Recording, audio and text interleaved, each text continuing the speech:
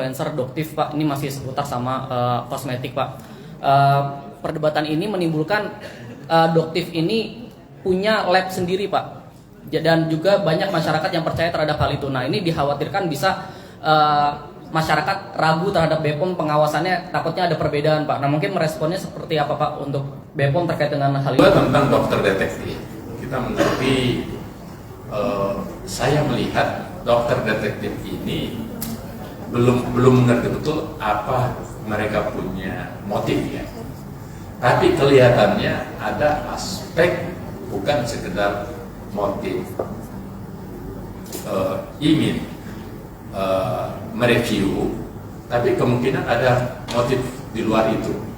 Apakah itu motif pamoritas, apakah itu motif ekonomi, kami sedang dalami sekarang.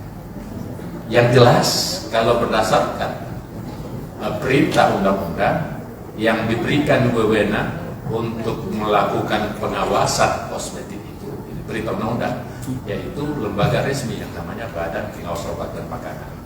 Tidak pernah ditugaskan yang namanya dokter detektif ini. Nah, timbul pertanyaan, apa langkahnya Badan POM? Badan POM pertama tentu kita ingin panggil dokter detektif kepada POM untuk menanyakan motifnya, karena kita tidak tahu apa motifnya. Apakah karena persaingan bisnis atau motif lain, kita tidak tahu. Makanya kita panggil beliau, influencer-influencer, dan influencer ini kita akan panggil bukan hanya satu, tapi semua influencer. Dan kita punya program nanti menjelang ya ini karena awal tahun, belum akhir tahun, awal tahun depan, yaitu bulan Januari, kita akan panggil mereka, termasuk menanyakan motifnya. Jadi kalau pertanyaan ini bisa terjadi, apakah merupakan respon atau saingan Badan POM? Tidak. Badan POM tidak pernah merasa mendapat saingan, karena satu-satunya lembaga yang diperintahkan oleh undang-undang yang resmi, baik itu Undang-Undang Kesehatan Nomor 17,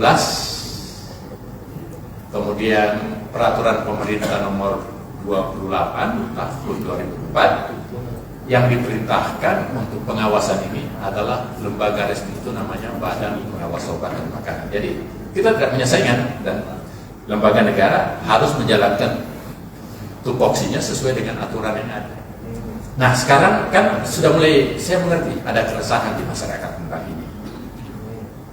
Makanya kami sebagai lembaga negara akan memanggil mereka untuk mengklarifikasi apa sih maksud, tujuan, dan sebagainya.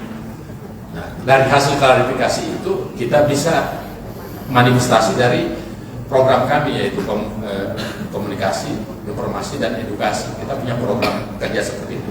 Proses pembinaan, proses edukasi, proses cegah tangkal kita lakukan.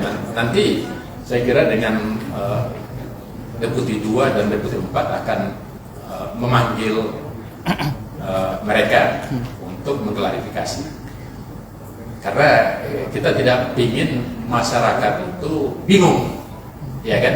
Yang kedua, selain bingungnya itu bisa bermanifestasi, jangan sampai kalau tidak tanpa dokter detektif berarti tidak sah. Itu kan tidak bisa. Yang diberikan wewenang oleh undang-undang yaitu Badan Pengawas Obat dan Makanan. Kami punya wewenang untuk itu, bukan otoritasnya ada di kami, iya kan?